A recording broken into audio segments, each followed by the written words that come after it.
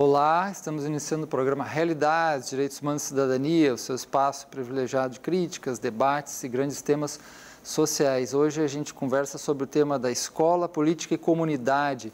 E para isso a gente convidou aqui a Eliette Ferreira, que ela é professora e a diretora da Escola Compositor Antônio Maria, em Olinda. E temos também a presença do Carlos Tomás, professor da rede estadual, que também atua no CASE Santa Luzia, que é da CENIP Santa Luzia, que é da FUNASE. Então, sejam bem-vindos. Eu gostaria de iniciar perguntando sobre as suas trajetórias, né? Como é que vocês na educação, o interesse pela educação, eu sei que estão atuando vários anos já na educação, né? Sim. Eliette? Na realidade, são 20 anos, né, nessa caminhada, e eu posso dizer que foi uma escolha pessoal, né? Estou na educação por escolha, por identificação. É lógico que há 20 anos atrás, a ideia é que você sai de uma academia, de uma universidade, e a sua ideia é transmitir aquilo que você aprendeu, aquilo que você viu nos bancos na universidade, nas discussões que você teve na universidade. E quando você chega em sala de aula, quando você chega no concreto, você vê que muito tem que ser modificado. Existem vários elementos nesse contexto em que o conhecimento que você traz da academia ele é importante, mas ele não é o primordial. Ele não pode ser o primeiro. Existem coisas que você precisa construir com a sua turma, porque cada turma é uma realidade, é um contexto e é uma experiência diferente. Então, assim, eu posso dizer que são 20 anos de muita aprendizagem e que ainda tem muita coisa ainda para se aprender e até para me modificar enquanto prática de educadora. A nossa convidada Eliette trouxe também aqui uma caixa muito bonita, né? Que fala do Vejo Flores em Você, que está nessa caixa aqui, entre nós aqui. É um projeto que ela desenvolve, a equipe lá desenvolve, muito interessante, que vai falar depois sobre a questão dos conflitos e diálogo, mediação de conflitos no ambiente escolar, né? E trouxe também várias coisas dentro dessa caixa que tem os valores que também estão colocados aqui no cenário, aqui em cima, atrás dos nossos livros. Então, ali vários valores como compreensão, paz, justiça, amor, né, verdade, honestidade, são valores que são usados também nesse projeto da escola, muito, muito bonito mesmo, que a gente vai falar assim mais adiante no nosso programa. Nós temos a presença também do Carlos, né, atuando aí lá no CENIP, né, na Casa Santa Luzia, na FUNASE, e também pertence ao professor do Estado, um pouco da sua trajetória. Então, eu estou trabalhando no Estado, né, faz 10 anos, vai fazer 11 anos agora, não é? Eu colei grau num dia e assumi no outro. Eu sou de 2007.2, formei em Letras na Universidade Federal de Pernambuco. E é interessante que esse período meu, esse tempo que eu venho de trajetória como professor, o que me marca, algumas coisas que me marcaram é que, como eu já sou de uma geração de professor muito novo, apenas 10 anos, atuando na rede estadual de ensino, é como eu cheguei na escola. E a forma como o aluno, ele me via na escola, um professor que para alguns diziam esse professor é estranho, é diferente, às vezes os próprios colegas, por causa do tipo de professor, a característica desse professor que eu cheguei. Eu vim para a escola, eu tinha duas leituras, eu tinha a formação da academia, mas eu também tinha a formação de mundo, eu tinha a formação dentro dos movimentos sociais, né? Posto que eu sou militante do movimento negro, e do movimento LGBT. Então, essas discussões, essa compreensão, esse diálogo da formação acadêmica com a formação dos movimentos sociais, isso foi positivo na minha vida, né? Foi positivo enquanto sujeito, enquanto professor. E nesse aspecto, Carlos, assim, você falou na questão do movimento, na questão racial e a questão do LGBT, você, nas suas 10 anos aí, você percebe alguma questão ligada a isso, por exemplo, de alunos, professores ou colegas em relação a racial e também de ordem sexual, assim, você... Então, eu costumo dizer que o que existe na escola, o que tem na escola está na sociedade. O que tem na escola é o que está na sociedade. A sociedade tem pessoas negras, a sociedade tem pessoas LGBT. Então, a escola também é um espaço que essas pessoas vão estar lá também. O diferencial que era estranho a isso é que muitas vezes essas vozes na escola eram vozes que não se podia falar. Elas existiam, estavam ali, mas não podiam falar. Então, com a minha chegada na escola, vários alunos, vários professores começaram a existir como esse sujeito, as pessoas negras a se assumirem negras, as pessoas LGBTs a se assumirem, a se entender LGBTs de forma mais natural. Então, para mim, isso é marcante na minha trajetória como professor, isso é marcante para mim. Eu escutei depoimento de menino, numa escola de referência que eu dei aula, Dom Sebastião Leme, que ele disse assim: professor, antes do senhor chegar aqui, eu era racista e eu não sabia. Então, isso para mim é marcante, né? Eu tive uma aluna da escola Bernardo Vieira, que ela disse: professor, eu sempre fui uma mulher que eu gostava de outra menina, mas isso eu nunca consegui me libertar. Essa libertação ela só chegou a partir do momento quando o senhor vem com suas aulas de literatura e dialoga com essas questões humanas. Então, para mim, o marcante para mim na educação, que até hoje, acho que por isso hoje eu trabalho num espaço de privação de liberdade, inclusive de meninas, né? É esse diferencial desse professor que eu sou, que a minha formação é uma formação acadêmica, mas uma formação também que ela tem elementos dos movimentos sociais, mais libertários. Eu tenho a felicidade de conhecer os dois, né? São pessoas amigas, assim, e reconhecer o trabalho deles é importante. E Eliette, as suas cotidiano escolar, como diretora de uma escola, né, da rede estadual, as broncas que você vê, encontra mais comuns, você acha que também aumentou nos últimos tempos? Há uma crise maior na questão, por exemplo, das relações e do bem-estar, de como o aluno se sente, né? E como é que você vê isso? Olha, na realidade, Marcela, a nossa escola hoje, ela comporta 1000 alunos, né, distribuídos em 3 turnos. Uma média de 60 professores, né? E aí eu endosso também as palavras de Carlos, né? A escola é um retrato do que está na sociedade. Então, o que nós temos na escola são adolescentes e crianças em formação. E, lógico, quando você está em formação, você quer descobrir, você quer se testar, e essa relação se dá com os colegas no dia a dia. E essa relação, sim, ela ocasiona os conflitos, desentendimentos, que eu entendo ser inerente à formação dessas crianças e desses adolescentes. E a escola é esse espaço que eles têm na realidade, que muitas vezes eles não têm em casa, muitas vezes eles não têm na comunidade, de se expressar. E aí, talvez ele não saiba como se expressar. E aí ele vai usar aquela linguagem que ele tem em casa, que ele tem na comunidade, que pode ser uma linguagem de conflito, uma linguagem com a falta de respeito com o outro, que precisa ser trabalhada pela escola. Na realidade, a escola, ela hoje tem que trabalhar muito mais essas questões das relações do que o conhecimento. É até meio complicado, como professor e como gestor, afirmar isso, mas essa é a realidade hoje nas nossas escolas. Pois é, como vocês estavam falando, que Carlos estava falando até antes sobre isso, quer dizer, a escola reproduz o mundo está lá dentro, as questões do mundo. E aí a escola não vai trabalhar as questões do mundo? Como essas, por exemplo, né? Da questão familiar, a questão de conflitos, a questão do que se entende, qual é o sentido do conhecimento que as crianças estão aprendendo, né? Eu até lembro autores muito famosos, conhecidos, que tive a oportunidade de ler, como Ivan Illich, né? Que tem um livro sobre a desescolarização, que ele chega a pregar a desescolarização. Existem movimentos no mundo dizendo que esse modelo de escola tem aspectos que são problemáticos, porque ele não está tratando das questões da vida suficientemente. Não sei se é por aí, Carlos? Eu escuto algumas pessoas dizerem assim: eu sou professor, eu não sou educador. Algumas pessoas dizem assim: meu papel aqui é ensinar o aluno a minha disciplina. E a disciplina, no caso, a matéria, seja português, matemática, história e aí por diante. E isso me incomoda, porque eu penso que, primeiro, que o professor ele é um ser humano. Primeiro que a educação, como diz o próprio Carlos Rodrigues Brandão, a educação está em todos os espaços. Então, eu, enquanto professor, também sou um educador. Eu acho que não dá para dissociar isso. Eu já escutei algumas falas, eu entendo como falas equivocadas nesse sentido. Educador seria um tipo que se envolve mais com essas questões mais, né, sociais, da humanidade, do sujeito. Para mim, o educador ele ultrapassa o professor técnico. No meu caso, eu sou professor de língua portuguesa e literatura. Então, isso é a minha parte técnica. E como é que você faz para trazer... Mas enquanto educador, eu tenho que ir muito além. Eu vou mais além. Como é que você faz aí? Você traz alguns conteúdos sociais, humanização, ou na própria relação humana entre eles? Pronto. E aí, por exemplo, como é que eu faço isso, né? Como é que eu dou conta disso na escola? Eu dialogo o meu conteúdo, a minha disciplina, não é? com questões sociais, com questões do dia a dia, seja com uma música, uma letra de música, seja com um poema, não é? Então, assim, eu vou trazendo essas questões.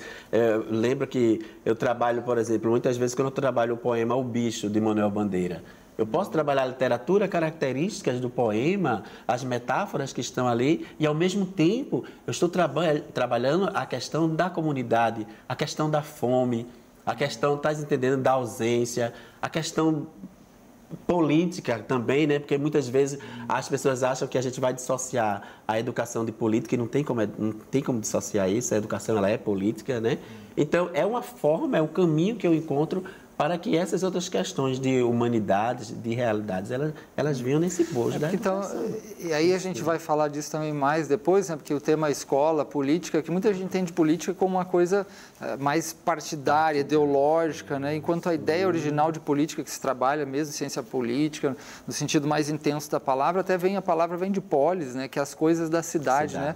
A discussão sobre as coisas da comunidade, a questão da tomar consciência da participação, da democracia, né? E aí é um papel fundamental da escola, né? Como é que vocês veem essa questão política, por exemplo, no cotidiano que vocês estão colocados lá? Exatamente. Hoje a escola ela não pode se fechar de forma nenhuma. Ela tem que trabalhar em parceria, em comunidade, onde ela está inserida. No caso da nossa escola, é uma escola que está na comunidade há 40 anos, né? E aí eu posso dizer, você falou na questão do tempo, eu posso dizer que algum tempo atrás a escola fechava suas portas. Os eventos que aconteciam na escola não se podia abrir as portas para a comunidade, porque se tinha medo dessa comunidade.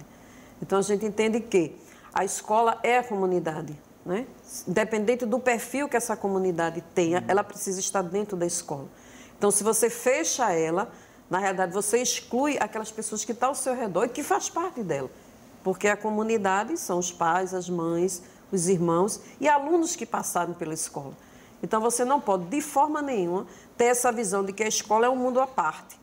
Não, ela está inserida nessa comunidade e os problemas que essa comunidade tem vai estar dentro dessa escola. E aí vocês, no caso, agora tentam incluir mais, fazer dimensões participativas junto à comunidade, trazer a comunidade para a escola, esse aspecto hoje a nossa prática lá é de a escola estar sempre aberta a todas as reivindicações da comunidade.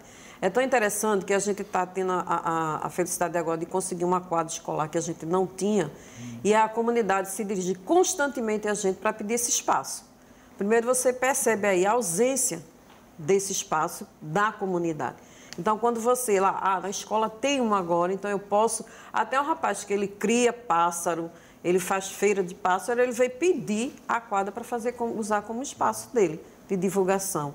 Então, se a gente não faz essa parceria com essa comunidade, a escola perde o seu sentido, ela perde o seu apoio. E aí ela passa a ser alvo dessa comunidade, porque de alguma forma a comunidade vai estar lá dentro. E esse alvo da comunidade a gente vê, né, na imprensa, né? Eles assaltaram o colégio tal, arrebentaram o colégio... É esse aspecto, né? Sim, sim. Vocês têm visto isso acontecer, têm acompanhado um pouco isso, tem acontecido? Sim, quando você não abre a escola para a comunidade, ela vai lhe responder de alguma forma. E talvez a forma que ela encontre seja essa, da invasão, de ocupar espaço que a escola não quer abrir, né?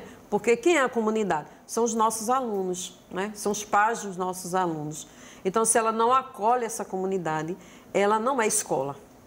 Né? Ela tem que estar aberta à comunidade. Certo. E um panorama um pouco mais geral, olhando um pouco mais para as outras escolas no setor público, ainda como é que vocês veem, o que os grandes desafios hoje para ser enfrentado, um panorama um pouco mais genérico assim sobre esse status quo da escola pública hoje no Estado? Bem, a escola pública hoje eu vejo como... Com alguns avanços, a gente tem tido alguns avanços, sim, na escola pública, a gente não pode negar isso, né?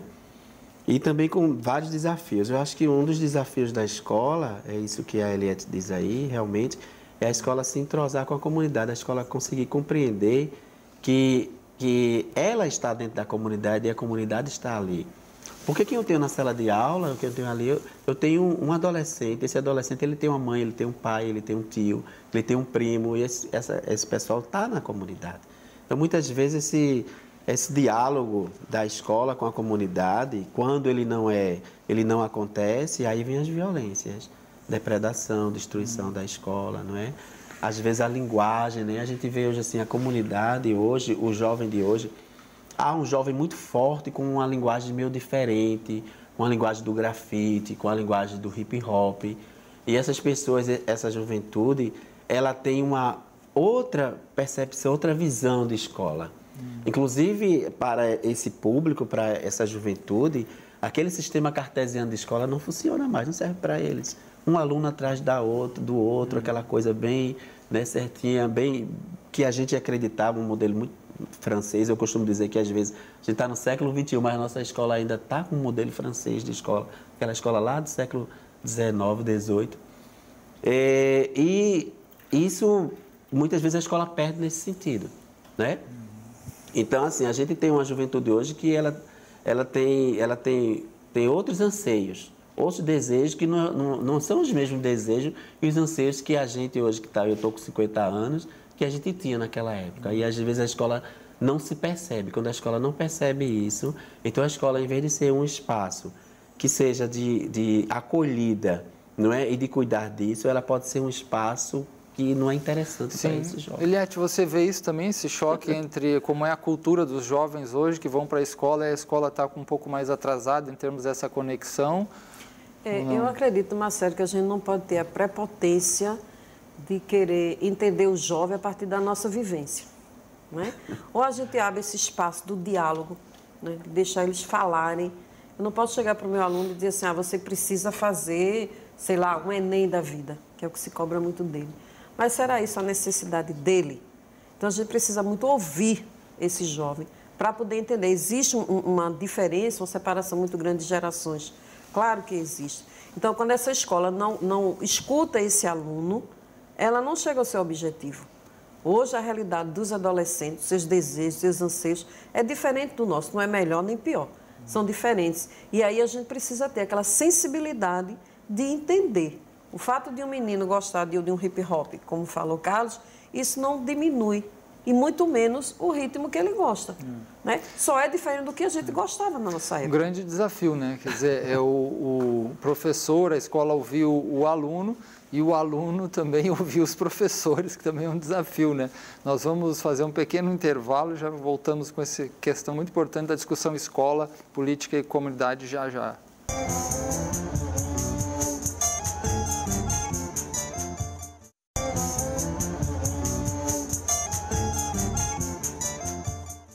Estamos hoje conversando sobre o tema da escola, que é muito importante esse aspecto da escola, política e comunidade. Aí temos a presença aqui, Eliette Ferreira, que é diretora da escola Compositor Antônio Maria, lá de Olinda, e a presença também do Carlos Tomás, que é professor da rede estadual e também atua na Casa Santa Luzia, a Casa Feminina da FUNASE, na Fundação de Atendimento Socioeducativo aqui do Estado. A gente conversava sobre as questões, os problemas, né, os desafios da escola. E Eliette falava, né, dessa choque, às vezes, que pode haver, da questão da necessidade de escutar um ao outro, né?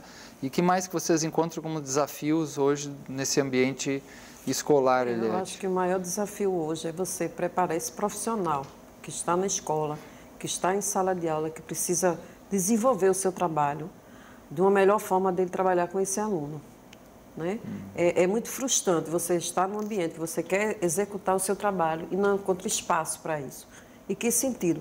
Muitas vezes aquele aluno não está interessado em ouvir uma aula de história. Né? E aí, se o professor der uma paradinha, der um espaço, permitir um diálogo, permitir uma conversa, ou talvez partir da história, da vivência do aluno, o conhecimento que ele deseja passar, ter uma eficiência, um resultado muito maior do que ele ficar naquele tradicional que Carlos estava falando anteriormente. O que a gente vê hoje, aqui no estado de Pernambuco, a nível de educação, houve um avanço muito significativo, né, de investimento em políticas educacionais. Isso aí é incontestável. Agora, é preciso ter essa visão mais humana, tanto em relação ao professor, né, que aí existe uma fala de Mônica Mumi, que é trabalha muito em escola essa questão dos conflitos. E ela diz que dentro da realidade da escola, o elemento mais sofredor é o professor, porque ele é cobrado pela Secretaria de Educação, ele é cobrado pela gestão da escola, ele é cobrado pelo aluno e é cobrado pelos pais. E aí, muitas vezes, ele não consegue exercer o seu trabalho como ele gostaria. E a questão do salário também, né? Isso é uma das reivindicações também muito antiga, né? De professores, não só aqui no Estado, né? Eu nem sei qual é o valor que está agora, por exemplo, a hora-aula no Estado, né? Mas os professores reclamam muito esse aspecto também da própria remuneração, né? Das condições de trabalho, né? Já que você entrou nesse ponto, acho que parece um ponto bem crucial quando toca na questão escola, o que está acontecendo e a qualidade de vida e profissional de trabalho do professor, né? A gente criou meio que umas ilhas na escola, não foi, Carlos, com a criação das escolas de referência, onde você tem uma estrutura bem melhor do que as escolas regulares que aqui a gente trabalha. Quantas são, mais ou menos, as escolas de referência? A gente tem mais de 300 escolas de referência nessa faixa, mais de 300 escolas no estado de Pernambuco. Elas têm um diferencial, então, é isso? Sim, tem uma organização, uma estrutura, um público diferenciado das escolas também? regulares. O salário é diferenciado? Sim, o professor ganha uma gratificação em cima, porque ele tem que ter uma dedicação exclusiva àquela escola, então ele tem uma gratificação a mais. Mas essa questão salarial, sem dúvida, é fundamental. Que eu acho que é o que continua pecando, né, a nível de Brasil e aqui de Pernambuco, que é o que nos interessa particularmente, é a questão salarial.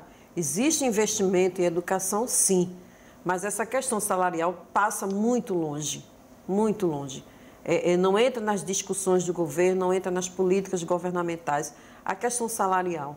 Então, aí, quando se diz a educação melhorou no estado de Pernambuco e você conversa com o professor, ele vai dizer que não, porque o imediato para ele é o salário. E esse salário continua muito defasado para o que seria o justo dele receber pela prática dele no dia a dia. Eu conversei com uma professora esses dias, ela disse que estava recebendo R$9 a hora aula. Acho que é pouco, né? R$9 a hora aula. Não sei se ela estava descontando tudo. Eu não sei, eu não estou por fora, calcular. Mas aí depende do nível, depende... Por hora aula eu não sei como é que se calcula. Confesso que eu não tenho essa compreensão, não. Mas eu acredito que deve ser por isso mesmo, né? Eu penso, assim, que essa questão, realmente, de valorização do professor, ela perpassa, assim, pela questão salarial.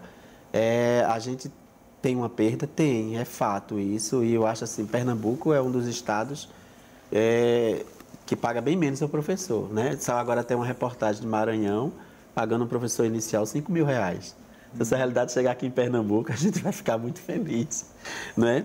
Mas, assim, também tem outro lado, né? Eu penso assim que você vai encontrar um professor que vai ganhar, digamos, R$5.000 e vai ser um bom professor, digamos, um professor. Mas também você vai encontrar um professor que vai ganhar pode ganhar R$5.000, R$6.000 e ele vai permanecer naquele mesmo espaço, naquele mesmo lugar onde ele está, ele vai se acomodar. Isso também a gente não pode perder isso de vista, isso pode acontecer. Então, a gente precisa, assim, ser um bom professor e ser reconhecido como esse bom professor. Mas a questão salarial ela é pesada, mas não é só ela também que resolve. Não é, eu posso hoje pagar a um professor, digamos, R$10.000, e se o professor ele não tiver esse compromisso, realmente, essa preocupação com a educação transformadora, com a educação crítica, a formação crítica, se ele não tiver essa compreensão, ele também não vai mudar muita coisa. Esse ponto que você fala que o professor tem que ter uma educação crítica, né? Que vários teóricos da educação que a gente olha falam disso como muito importante. Paulo Freire falava que a educação é libertadora, é política, né? Porque não é politicagem, mas é política, é cidadania nesse aspecto bem efetivo, né? Combater as opressões, buscar a justiça, tudo mais. E aí a gente entra nessas discussões que vai chegar na questão da escola sem partido, escola sem gênero, escola sem o que mais. Agora um monte de coisa que estão querendo, porque escola sem, daqui a pouco vão amordaçar, vai ser tudo controlado. Então, como é que vocês veem esses projetos, né, que alguns até não conseguiram passar, mas está ali engatilhado, né? Eu penso, Marcelo, que a gente, hoje, o nosso cenário, o contexto político, ideológico, né, do Brasil na questão de educação, há uma onda conservadora muito grande e que que começou a perceber, e quando a gente quando a educação começa a ver a diversidade de sujeitos dentro da escola, quando a educação começa a dar voz aos sujeitos negros na escola, aos sujeitos LGBTs na escola, aos sujeitos que pertencem a uma religião que não seja de matriz cristã, as pessoas de religião de matriz africana ou de matriz indígena, quando começa-se essa escola a ver esse diferente, a pessoa com deficiência, e aí uma onda conservadora começa a surgir, e aí vem com essa escola sem partido, que é uma forma de barrar, né? Sabe, assim, a gente precisa barrar essa liberdade, essa voz que está dando a esses sujeitos. Porque esses sujeitos sempre existiram, eles sempre estiveram dentro da escola. No entanto, eles não tinham voz. Na verdade, a gente tinha aquela fala que a gente sempre escutava assim, olha, do portão para dentro da escola todo mundo é igual. Eu escutei muito isso, dizer aqui todo mundo é igual. Mas, na verdade, nós não somos iguais. Podemos ser iguais em direitos, não é? Pela Constituição, somos iguais. Mas dentro da escola, você vai ter o gordo, você vai ter a pessoa com deficiência, você vai ter a pessoa que é gay, que é lésbica, que é transexual. Essas pessoas, elas estão... Você vai ter o negro, você vai ter o indígena. E somos iguais enquanto cidadãos, mas temos essas diferenças.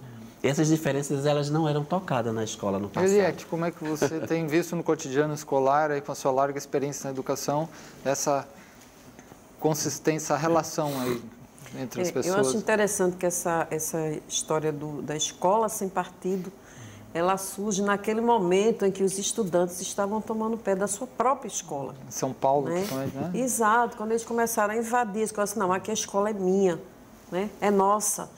E aí mexeu com alguns segmentos e aí, como o Carlos falou, vamos amordaçar esse pessoal, né? Como a escola é do aluno? Como? Não pode, a escola não é do aluno. Né? Aí você começou a pensar isso. Como é que você vai trabalhar numa escola onde você não vai pontuar isso que acontecer é a realidade? As diferenças estão dentro da escola. E você tratar as diferenças... Eu não sei como é que a escola funciona sem trabalhar essas diferenças. Sem trabalhar o aluno com as necessidades especiais que precisa ser incluído numa sala de aula. Nós temos hoje na nossa escola um menino autista, né? E aí a mãe passa a manhã todinha ao lado dele na escola. Aí providenciamos uma pessoa para acompanhar. Como é que a escola vai incluir esse aluno, né, com os colegas para que haja o desenvolvimento desse aluno, se a gente não trabalha, se a gente não discute isso? Como é que a gente vai trabalhar com a questão de gênero, que é fato, é real? E quando você amordaça as pessoas, você provoca uma violência. Eu me lembro que a escola ela tinha medo, sabe? A gente tinha os grêmios. Os grêmios escolares eram interessantes, porque a gente dizia como era importante o grêmio escolar. Tinha escola que tinha medo de grêmio. Tinha gestão que tinha medo do grêmio, porque dizia assim, o grêmio ele dá voz ao aluno. Não é? A gente vai ter um presidente de grêmio, a gente vai ter um jovem que está ali mostrando seus anseios, mostrando o que a escola precisa melhorar, onde é que a escola está funcionando bem, onde é que está falhando. Isso tinha medo. Vozes também, eu já ouvi muitas vezes, é interessante, eu tenho só 10 anos na educação, muitas vezes eu chegava na escola e eu ouvia alguns professores, colegas, dizer assim, mas você está falando demais de direito para esses alunos. Então, quando eu trabalho o Estatuto da Criança e Adolescente, vou lá dizer para o aluno, olha, você tem esse direito, e você tem essa obrigação, você tem essa responsabilização, você tem essa garantia de direito, muitas vezes a escola, ela não vê com bons olhos. Aí no seu Porque caso... a gente tinha uma escola no passado de que o professor fala e o aluno escuta. E acabou, se o professor fala e o aluno não tem direito de questionar, mas por que, professor, isso? E no seu caso que você está lá no CENIP Santa Luzia, né? Como é que é um pouco essa relação de trabalhar? Porque aí você tem, né, os sinais, você tem os estatutos, Sim. aí você trabalha isso também, como é que fica essa questão dos direitos? Então, a educação no Centro de Atendimento Socioeducativo, né, tanto nos CENIPs quanto nos CASs, né, nós temos uma proposta pedagógica, né, que inclusive Pernambuco, né, é o único estado do Brasil que tem uma proposta pedagógica para ensino nos espaços de privação de liberdade, né? FUNASE. FUNASE. Então, Pernambuco, nós saímos à frente. A professora, a doutora Vera Braga, né, que elabora essa proposta e a gente começa a trabalhar com essa proposta. E qual é o carro-chefe dessa proposta pedagógica? É exatamente os direitos humanos. Então, a gente lá no espaço socioeducativo, o nosso adolescente, embora ele esteja lá porque ele cometeu a infração, tudo, ele tem voz. Ele fala, não é? Então, assim, essa é a nossa forma de lidar com esse adolescente. No caso, eu trabalho com meninas. Então, elas têm voz na minha aula, elas podem falar, elas podem dizer. Né? E aí eu vou analisar, avaliar e ver como é que a gente resolve esses conflitos, né? Esse falando em conflito, esse vocês devem ter acompanhado, que até falavam antes do programa, sobre a questão que saiu na mídia há um tempo atrás, um conflito entre professor e aluna e que foi judicializado, ou seja, foi para a justiça. A menina foi para, né, colocou um processo, aí o professor parece que colocou também, e aí houve um ganho de causa para o professor, né? Mas vocês falavam que isso não necessariamente trouxe uma solução. Não, como é que é isso? Marcelo, eu penso que essa questão do professor e da aluna, que o professor foi indenizado, vai ser Como é que foi um indenizado. pouquinho, podia retomar para nós? Na verdade, o que ocorre? Era uma escola de referência, o professor estava dando a aula dele, né? E a menina, eu acho que questão de indisciplina, conversando, fazendo alguma coisa, o professor pediu para trocar de lugar. E aí a menina foi, não é? E insistiu que não ia trocar de lugar, que ele não mandava, né? Criou esse conflito. Então, daí a menina entrou com ação, fez denúncia do professor, que tinha sido constrangida, tudo, ela usando, né, justamente a linguagem do Estatuto da Criança e Adolescente, né? Só que aí eu vejo isso como perda, porque qual é o grande problema? Há um discurso na sociedade de que o Estatuto da Criança e Adolescente, ele é um documento que ele é só para direito, só dá direito à criança e ao adolescente. E não é isso. Ele é, em sua maioria, os artigos são protetivos, mas também tem responsabilização. Se não houvesse responsabilização, eu não dava aula num espaço como esse. E muitas vezes esse discurso da massa, esse discurso que tá posto aí, faz com que, às vezes, o próprio professor não conhece o Estatuto. E aí, às vezes, o professor reproduz de que o aluno tem direito e não tem deveres. O aluno pode tudo e eu não posso fazer nada para intervir. Não é? Isso é falta de conhecimento. E nesse caso, aí, o professor também entrou com o processo? Nesse caso, aí o professor, né, entrou com o processo, né, porque aí ele se tornou réu. De repente, o juiz analisou, viu o processo e viu que o que o professor fez não foi um crime. O professor não violou o Estatuto da Criança e Adolescente.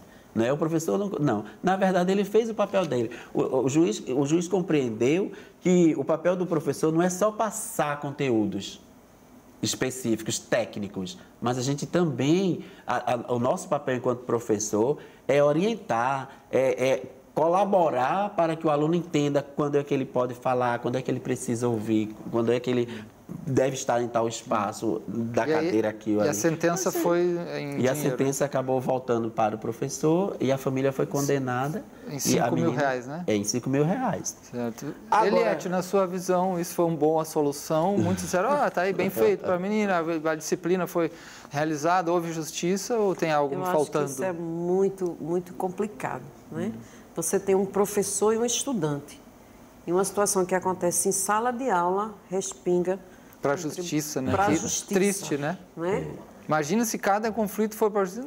Não tem mais. Não tem mais escola. Escola, nem justiça. Está faltando diálogo nessa escola. Exatamente. Não é verdade? A solução boa seria uma outra forma, né? Mais uma dialogal. outra forma, com certeza. Acho que ninguém ganha, né? Nessa situação. Exato. Aí, a ideia que se tem, não, o professor ganhou, o professor... Não ganhou, gente. A gente perdeu, houve um desgaste emocional para as partes. Como é que fica depois? A imagem, assim, agora a escola vai ser... Porque eu costumo dizer que a escola, o papel do professor não é papel de polícia. Eu acho que o nosso papel é outro, é diferente, não é? Então, assim, se confunde quando um conflito eu tenho que judicializar. E aí eu acho que aí é quando a gente sai na frente, a Eliette e eu, alguns professores que a gente defende a justiça restaurativa, que a gente defende o diálogo, a escuta, né? Porque eu penso que esse conflito poderia ter sido resolvido na escola. Não precisaria ter acontecido isso. E também se há um conhecimento do que é o Estatuto, da importância, porque onde eu chego eu defendo o Estatuto da Criança e Adolescente. Não é? Há um discurso aí conservador que o Estatuto não serve, que o Estatuto só dá direito. Inclusive, o meu adolescente, quando chega na internação, é interessante que ele diz assim, professor, diziam assim, que não dá nada porque eu sou criança, porque eu sou adolescente, não dá nada. O ato infracional então, não dá responsabilização. Não dá nada para ti, assume. Tem muitos casos desses que chegam. E eu disse, está vendo que dá, vocês estão aqui. E vocês estão aqui por causa do estatuto. Então, assim, nas nossas aulas de Espaço de Expressão de Liberdade, a gente está discutindo esses documentos, Estatuto de Criança e Adolescente, Lei Maria da Penha, não é? As questões étnico-raciais, não é? As questões de gênero, tudo isso perpassa a educação nos espaços de privação de liberdade. São muitas questões fundamentais e que a escola pública e toda a escola em geral enfrentam hoje, né? Essas questões que a gente chegou agora, os desafios de ter uma educação política, uma educação consciente, libertadora, que não seja ideológica e partidária, obviamente, né? Mas e que também possa lidar com esse cotidiano escolar, com conflitos e conflitos que vêm da própria família e da sociedade, é uma coisa bastante ampla, assim, mas nós temos que fazer um pequeno intervalo e já voltamos a conversar sobre esse importante tema aí da escola e da questão política e o aspecto comunitário disso, logo, logo.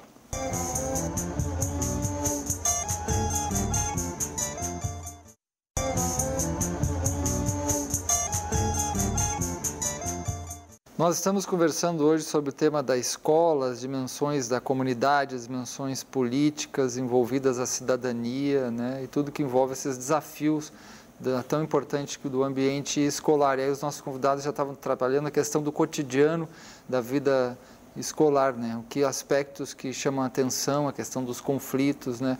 Carlos, no seu caso ali, que está mais específico, né? Trabalhando no ambiente socioeducativo e com coisas assim mais provavelmente intensas, né? Da questão dos próprios conflitos do que desses meninos, meninas, no caso é feminino, as meninas trazem para o ambiente, né? Como é que é um pouco esse ambiente da educação socioeducativo onde você conhece? Pronto, então... uma das coisas positivas, eu estou desde 2013 que eu estou nesse programa, né, com esse projeto, a gente tem ganhos, Marcelo, embora assim, esses ganhos nem sempre estão na mídia, né, a mídia geralmente não divulga, nem sempre está sendo divulgado. Por exemplo, eu tenho alunas que chegaram lá no ensino fundamental, concluiu o ensino fundamental com a gente, né, entrou para o ensino médio, está concluindo o ensino médio. Alunas como essas, estava fazendo estágio, está trabalhando, ganhando dinheiro. Eu lembro que a aluna falou para mim e disse assim, professor, eu faço estágio numa sala que tem ar-condicionado e eu sento num birô. Eu estou sentada num birô, professor, com ar-condicionado, escrevendo. Eu não sou só uma presa, ela dizendo, né? E ela disse assim, e eu agradeço muito isso a vocês. Então, assim, a gente acredita, a gente planta sonho, né? O aluno que chega para... O meu aluno, a minha aluna é um aluno específico, é uma aluna que já cometeu infração lá fora e veio para mim, já está interna.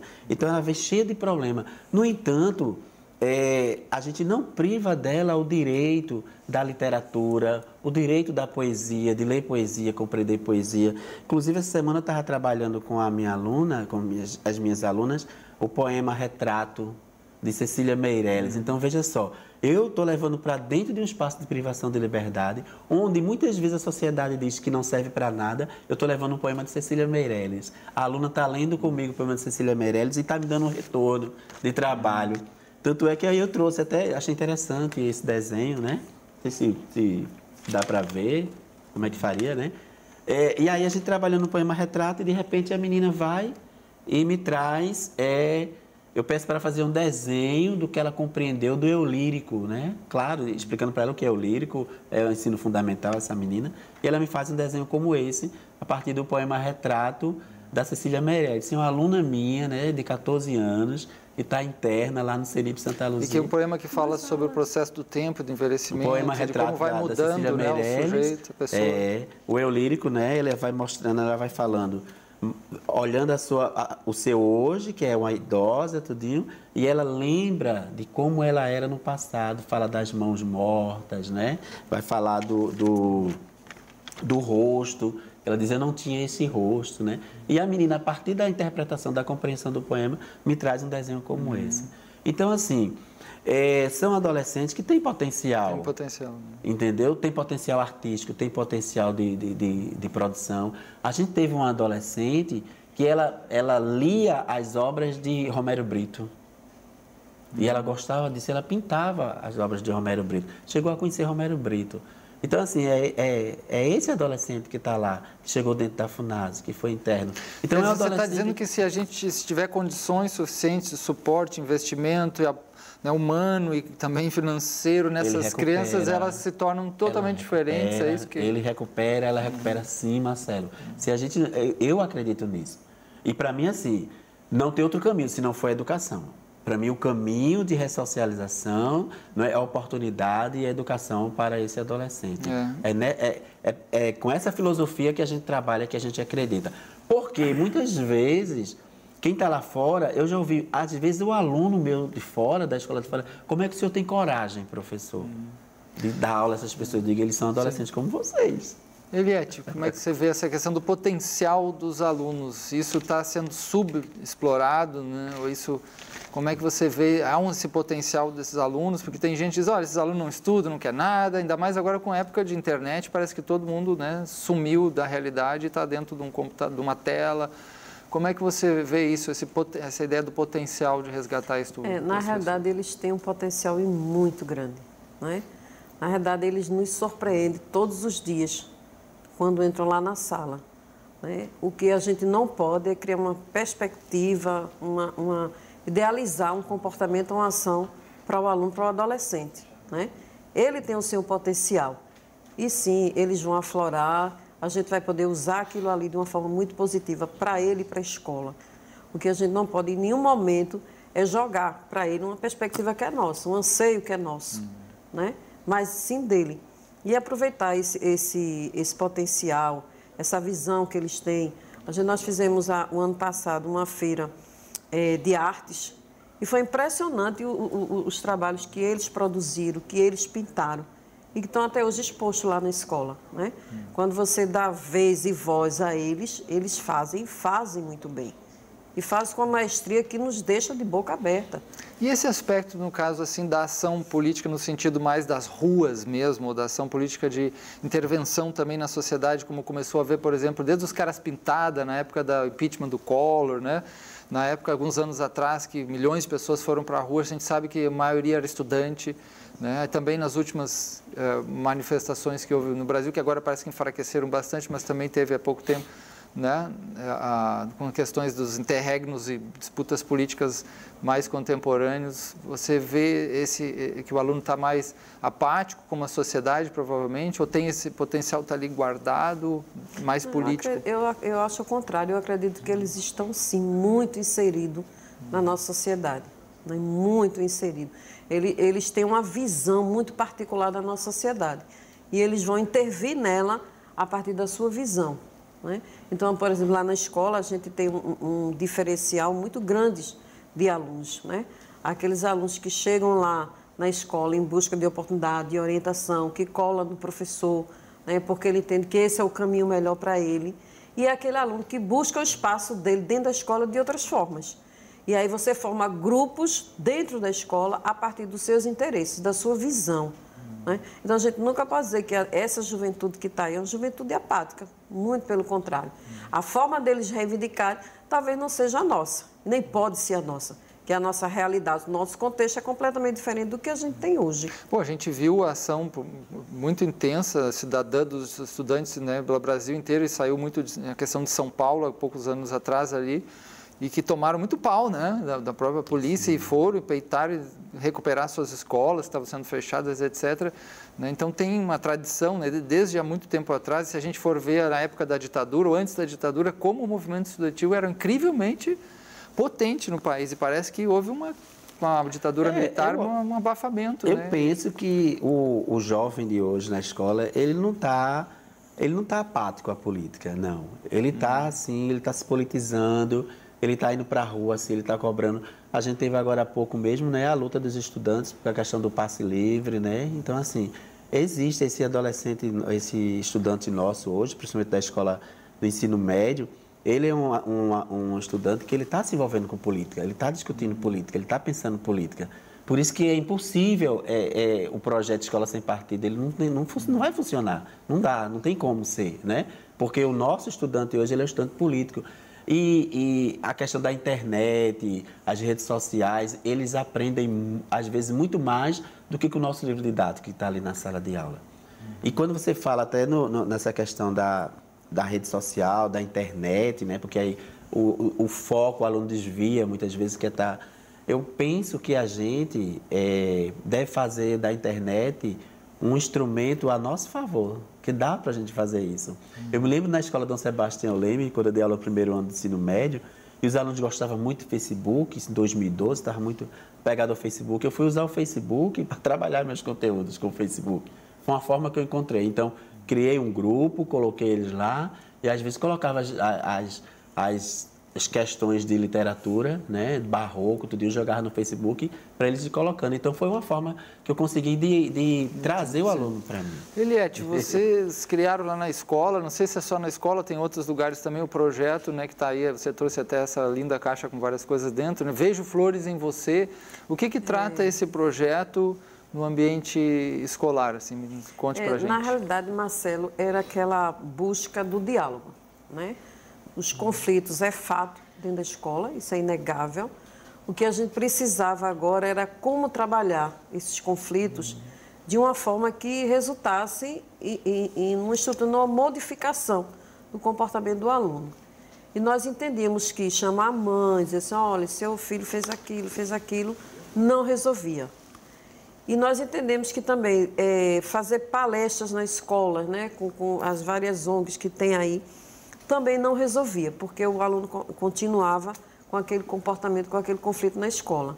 Então, nessa busca de uma alternativa, de um caminho diferenciado que chegasse de fato ao aluno, que é ele que está envolvido nos conflitos na escola, nós fizemos um caminho pelas práticas restaurativas, né? E aí em 2017, nós criamos o projeto junto com os professores da escola, que é o Vejo Flores em Você.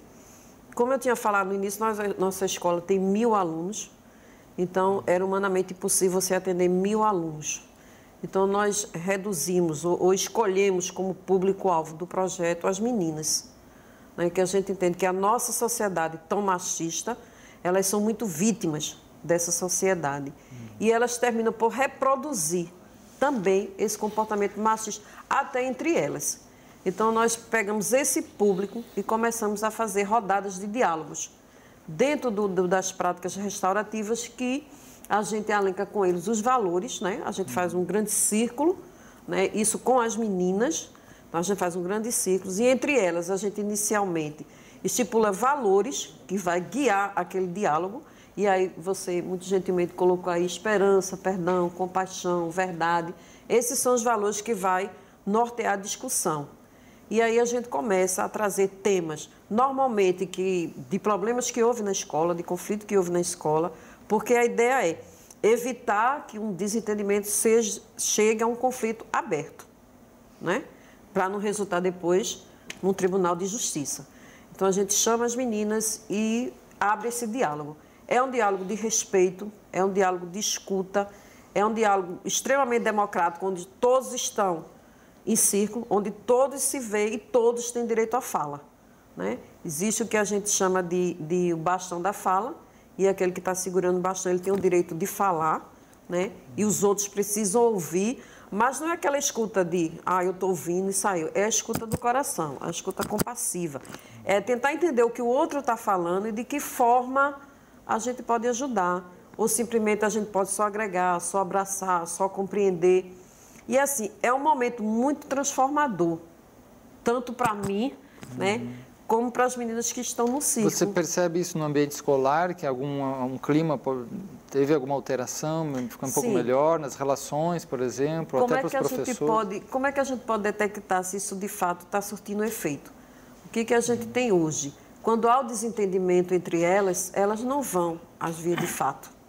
Elas chegam lá e dizem, olha, a gente precisa conversar, porque fulana disse isso comigo, que fulana disse, a história do boato, né? Disseram que eu era assim. Quando antes, elas já chegavam para bater, para xingar. Hoje, a gente sente que elas meio que param assim, poxa, será que é verdade? Vamos conversar. E aí nos procuram.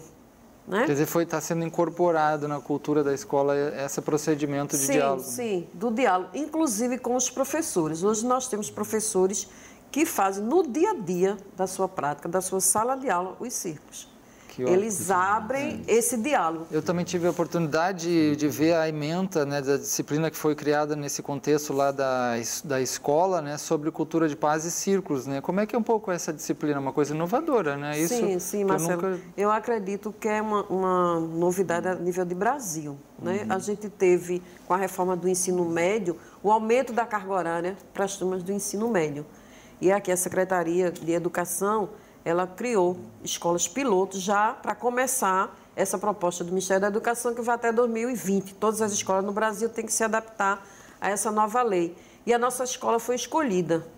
E aí os meninos vão ter 5 aulas a mais, de segunda a sexta. E foi dada à escola criar uma eletiva para a escola. E aí, como a gente viu que tantos professores abraçaram essa ideia como alunado, nós criamos a disciplina, né? Resolução de conflitos pelas práticas restaurativas, que você deu uma contribuição enorme e hoje a gente tem no currículo dos nossos meninos do ensino médio as práticas restaurativas. Eu acho uma coisa inédita a nível de Estado e de Brasil. Né? Isso é muito bom. Verdade. Eu penso que isso é bom, sabe por quê?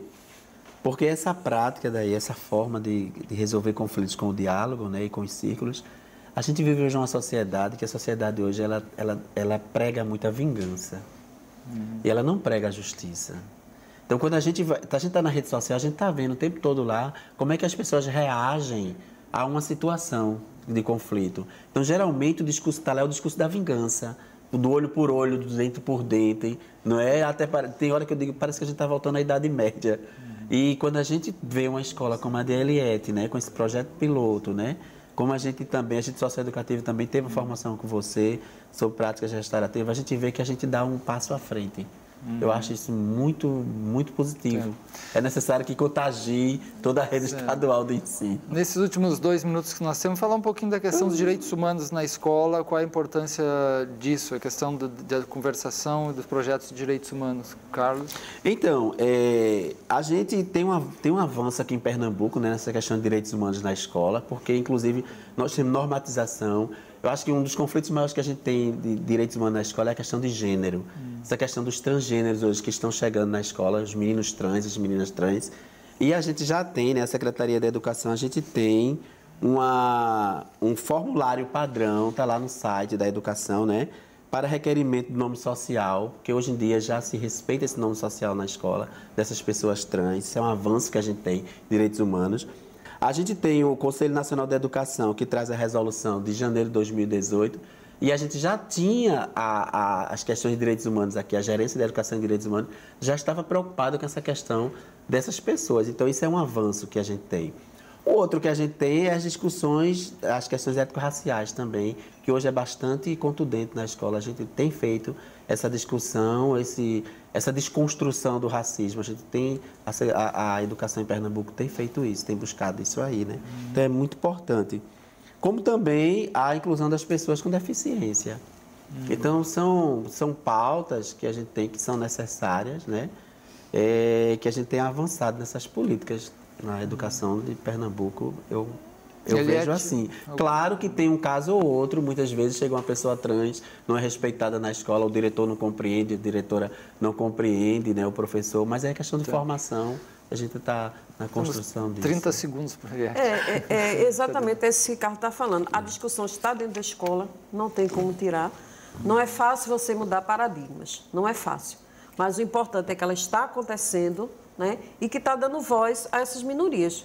Isso é fundamental, principalmente dentro da escola, quando eles estão em formação, eles estão se relacionando e eles estão se constituindo como cidadãos. Ok, muito bom. Infelizmente, o nosso tempo encerrou, né? Agradecemos muito a presença aqui de Eliette Ferreira, diretora da Escola Antônio Maria, né? Compositora Antônio Maria de Olinda, escola de referência, né? E também ao Carlos Tomás, que é professor da rede estadual e também faz parte, né, da aula lá no CENIP, né, Santa Luzia, para as meninas, né, da FUNASE. Obrigado a eles, obrigado a todos, até a próxima.